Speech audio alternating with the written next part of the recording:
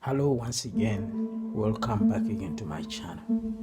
My name is AK King. In today's video, we are trying to analyze why is South Africa the most unequal society in the world. So the challenge then is to the politician, what do you do with the two South Africas? Because we have two countries. In one country, we have two economies. In one economy, we have an economy for the rich, and we have got an economy for the poor. And many times, even when we have the apartheid geography, the poor are not living very far away from the rich, okay? And the rich are not living very far away from the poor. And large and by, you can very easily identify which brackets a person, a family, a worker, a company is operating in. There are still two countries in one country. We have a would-be first world country and a purely third world country in the same country. Okay. And so the ANC have had 20 or so years to look at these things. I'm not sure if they have made it a priority, and large and by many times they will give you excuses of the history of the country, and as valid as those excuses are, I think sooner or later they are going to run out of excuses, because the inequality is widening.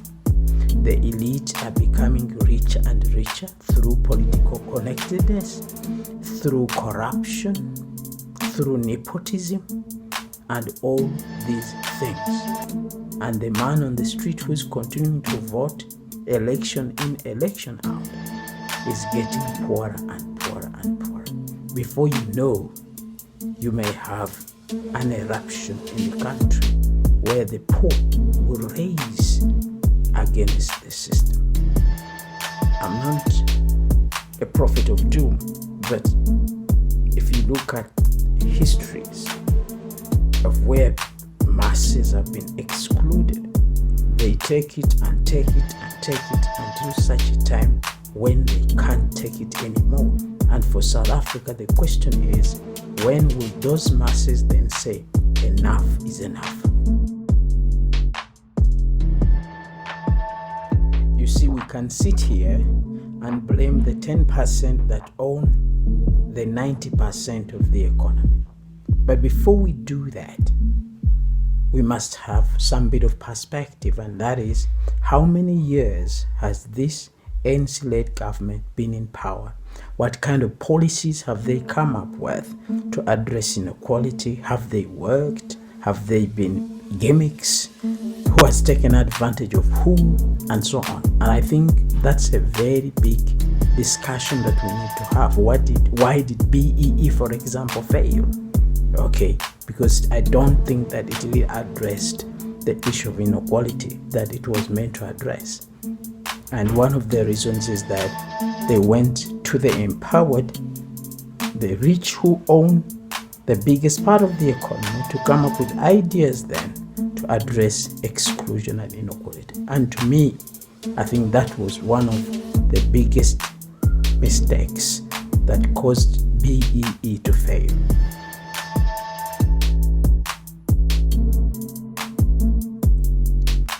Okay, the other thing that has happened is that the rich have formed a state within a state.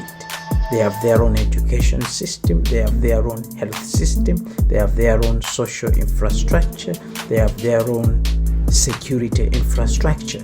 They have put fences around their suburbs, they have put fences around their monies, they have put fences around their capital, and so large and by, there's a small elitistic state within the broad state of the country. And so many things we're talking about, they don't feel them. They don't feel the crime. They don't feel the hospitals being beaten and broken down. They don't feel the education system beaten down. They don't feel the transportation system beaten down, because they're driving their cars, or they're taking their kids to the best schools, or they're taking themselves and their kids to the best hospitals that money can buy. So there's a state within the state, and this has been going on for years and is built on the foundations of apartheid. And so the ANC has not in a way succeeded in breaking up those roots, because they still exist and we live with them.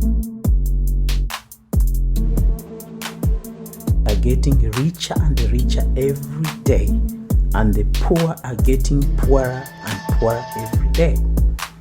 And there are dynamics to that. And one of them is that capital is still owned and managed by the rich. So the poor would then struggle to access capital to try and build up their lives. Those that have gone to school, the skills are not needed by the economy.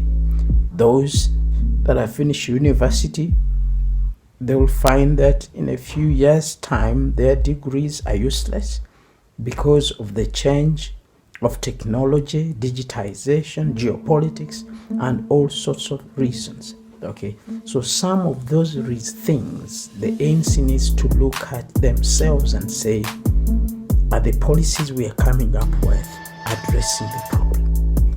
Things. But there's some practical things that need to happen. Number one, come up with political policies that then address in a very direct manner the inequality in the country.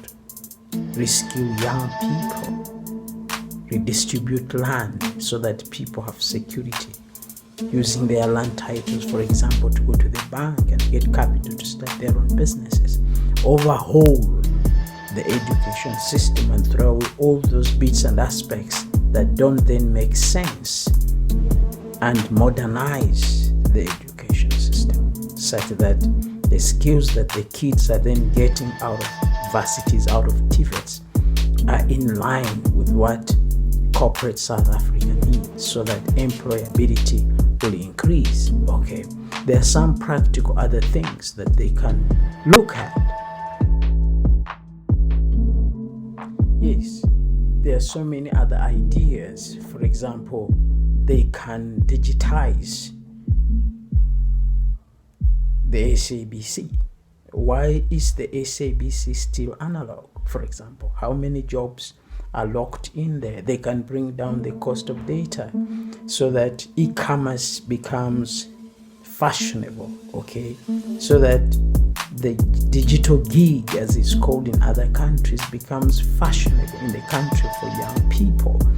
Okay, you can come up with all sorts of ideas that are practical, that are here, that you don't need to go to the IMF or to the World Bank to borrow money, but you just need to sit in Cape Town and pass proper political policies that are enabling to the economy.